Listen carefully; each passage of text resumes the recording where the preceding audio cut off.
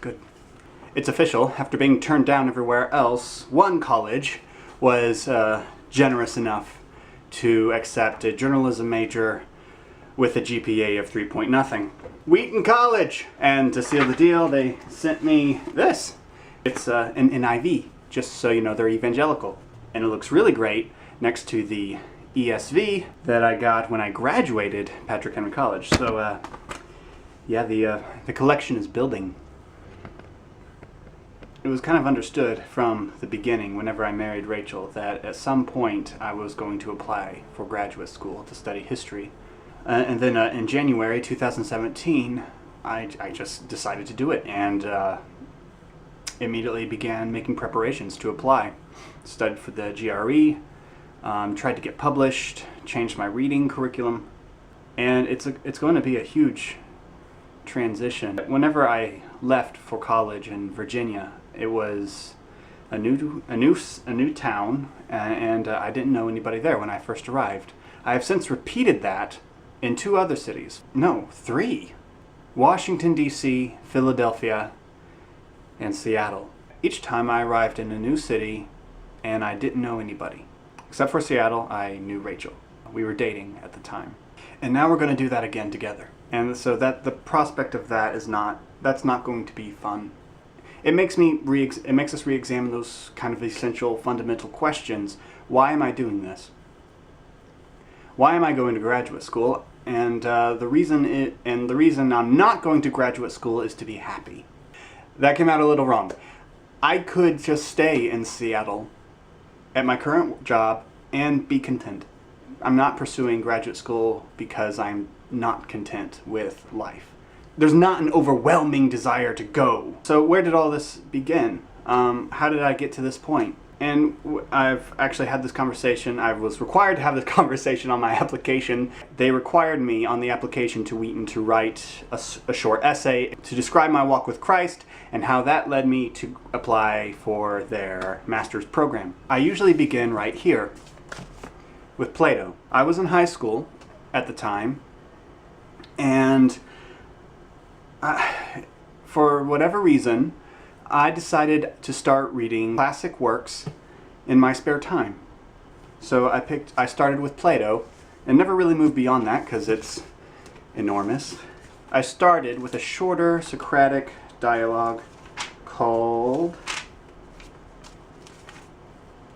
oh, come on, where's Meno. In this dialogue, Socrates teaches an uneducated slave a basic geometric theorem. And you're like, well, that's unremarkable. Well, the thing is, Socrates does it without depositing any new information. All he does is ask questions. And these questions stimulate the slave to think and use what he already knows. He knows what a straight line is. He knows what a square is. And using that basic knowledge, Socrates is able to stimulate his thinking so that he can solve an advanced geometrical problem. Yeah, by my count, it's 50 questions. And there's a lot you can take from this dialogue, but 2 things that I learned from it were, A, you already know more than you think you know. There's a bunch of knowledge inside of you that is sort of dormant. You are not aware that you know it, and you require questions to stimulate the mind and bring that knowledge to the surface, so that it is knowledge that you know. The second thing is that this is done through inquiry. And so in this little dialogue, Socrates lays out the model for the philosophical life being one of inquiry. What I've become accustomed to telling people is that all of this started there, when I was just a junior in high school reading in his spare time. And it was those reading projects which I did in my spare time which cultivated this desire to be with books and to be a reader. What I want to go into is history. And the way a modern person interacts with the ancient past is primarily through literature, writing. Archaeology and other sciences have their roles to play, but essentially a historian is a reader. Well, I've since doubted that. I'm not sure that me with a copy of Plato's dialogues alone in my room is the starting point. My vocation to become a historian is the starting point of my vocation to become a historian and ultimately a teacher.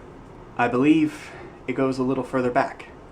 Because I have to explain, well, why? Why was I in my room reading Plato's dialogues? Why did I want to spend my time doing that? Where did that desire come from? And I can trace it back further.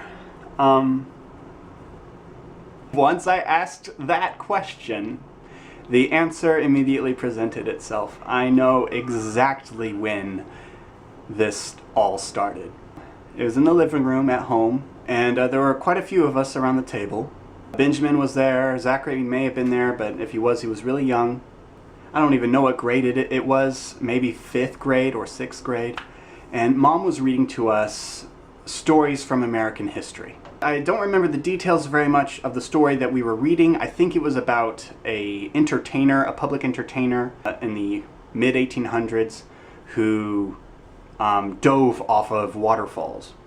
And we were all totally absorbed in the story. And yes, in a boyish way, I remember the more gruesome aspects of the story, namely his last performance, where he did not resurface and his body was recovered about a week later by a farmer picking the ice in the river so that his cows could drink. I remember those parts, but generally I don't remember his name. I don't remember all the details of the story.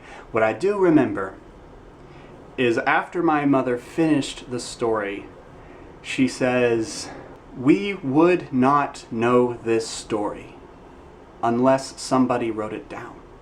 Now, you could say my mother was underestimating the vitality of oral traditions, but what she was saying was essentially true.